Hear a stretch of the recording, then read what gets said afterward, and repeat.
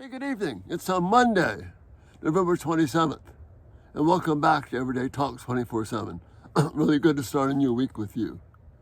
Tonight, we're going to be looking at the beginning of understanding what I talked about last time of how the culture is encouraging us to celebrate the holidays. And what we need to be about is celebrating the Advent. The scripture talks about that. Indeed, the scripture shows us and gives us examples of celebrating the Advent.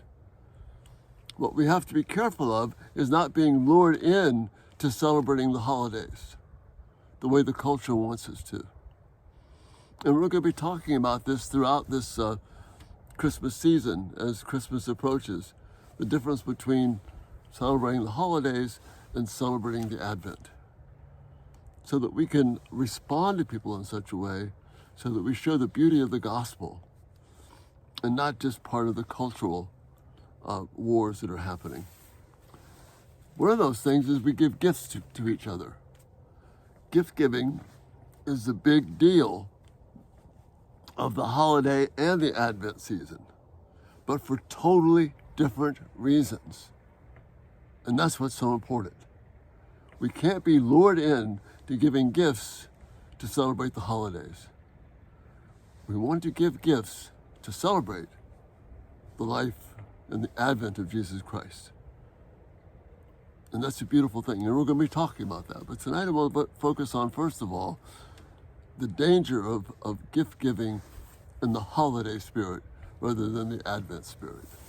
Listen to Luke's gospel here, chapter 12, verses 13 through 15. Jesus is talking to the crowds, and someone in the crowd said to him, "Teacher, tell my brother to divide his inheritance with me." Obviously thinking Jesus is somebody who's going to be a law expert and settle this thing as a law case. But Jesus responded in a way which is quite disturbing to the man. He said, "Man, who appointed me a judge or an arbiter between you?" Then he said to him, "Watch out. Be on your guard against all kinds of greed. A man's life does not consist in the abundance of his possessions." See what he's doing here? Jesus is zeroing in on this man's problem. The man has a problem with greed. I know that because Jesus said he did. But we can tell a little bit about his response.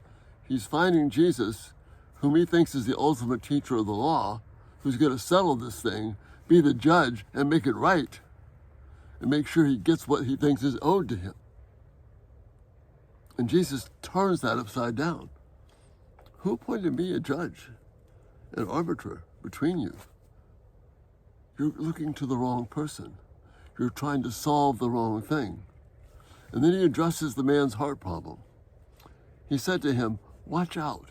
Be on your guard against all kinds of greed." You see, that's what's driving the holiday spirit. Greed. Either greed to give so that we'll be appreciated, or the greed to want, I have to have more to know I'm appreciated. This is upside down from what true gift giving is all about. Gift giving that honors Christ, that honors the spirit of the Advent, of Jesus coming, who is the greatest gift of all, obviously, which is why we started giving gifts. But what this man is all about, he's about, I need what is mine. And Jesus said, a man's life, a person's life, a woman's life, a child's life, does not consist in the abundance of his possessions.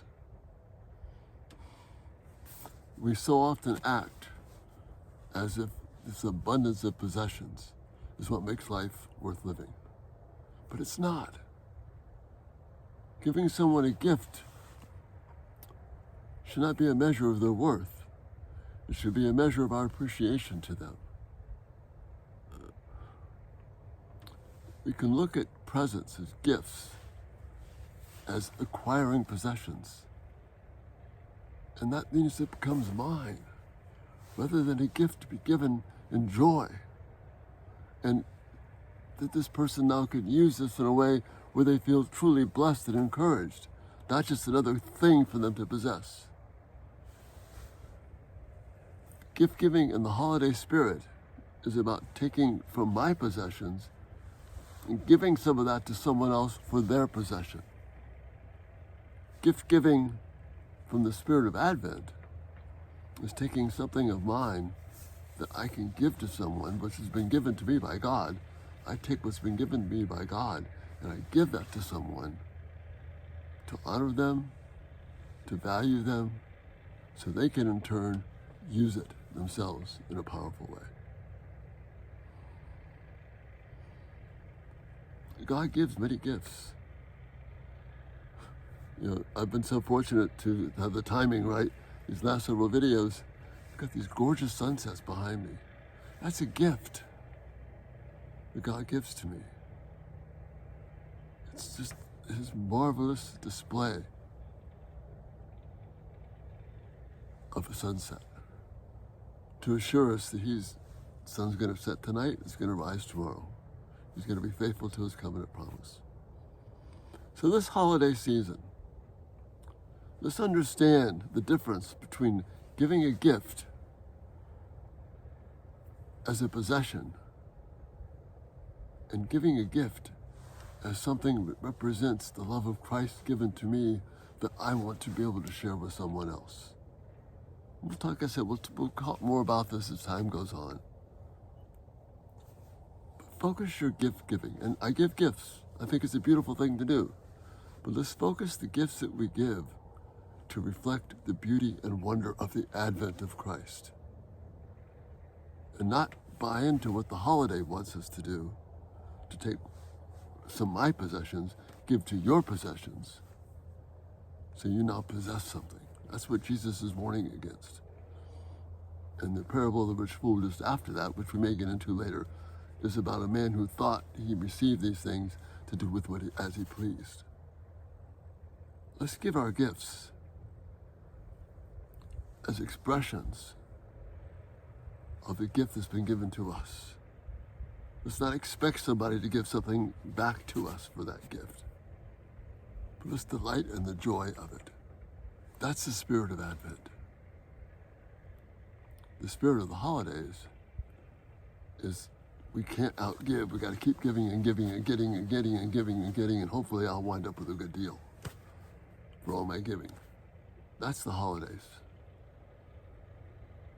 Let's be an example of the peace of Christ, the comfort of Christ, and realize that our life does not consist of the abundance of possessions, and help our children understand that. But for them to understand it, we have to understand it. Anyway, that's the thought for this night. Let's give gifts in the spirit of the Advent, not in the spirit of the holiday season. Again, I love your thoughts and your feedback. It's always such a pleasure and honor to do that. Thank you so much for being here, and Lord willing, we'll see you tomorrow. You have a great evening. Bye-bye.